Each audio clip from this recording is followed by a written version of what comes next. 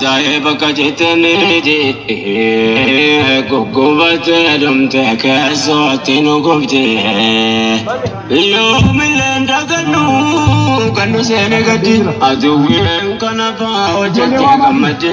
kuya dubatam to gabje dukanne kono femnane ajir kono tahe gargar saketini Yon raya fuwa gochu dadab walalolin farfad raya ba majaf raya nuf jiradu tokkicha kakuma sinuf bada semotichi alama alhamdulillah gammanne dhuguma jireenya tolfachuu hin wallaalakka nama sadakeetiif jettee firaafamta galgala ganam galamni kee haa ta'u jannata farfama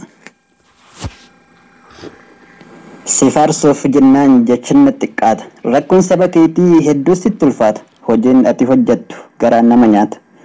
saba isaatiif jedhee mana isaa baqata Oromoon rakkannan amantan yoom adda baafta rakkoon jiraannaan yoom kutaadhaan dubbatta jireenya kee hunda Oromoof jiraata amantii kee jabeessaa saba keef qabsoofta osoo nuuf dhalatee raayya lammata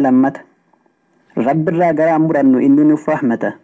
rabbi si haatis fuulduraaf akkaataa amma gaafa seentuu dhaqxee farfamtuu jannata waahillan kee hunda Oromoo jaallata Kaamil Shamsoo fi Haydar Kadir goota Ustaaz Jamal Aliyee fi Ustaaz Sufiyaan Saabaaf quuqamtoota Ustaaz Ahmadiin Jabal duree ijummat maal jedheen sifaarsa ati goota diina garaa rafta dhiifama lakkaa'ifituuf barru yeroon na hanqata raayyaa abbaa maccaa rakkata miskiina jaallata hawwiin koo baay'atus kanan siif hawwu jannata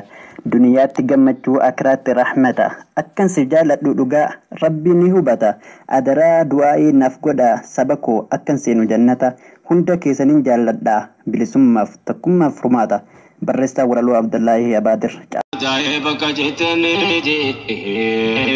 gogobat dum te kaso tinu gobje yo milenda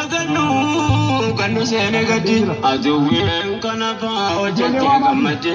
kuya dubatam to gabje dukanne kono femnane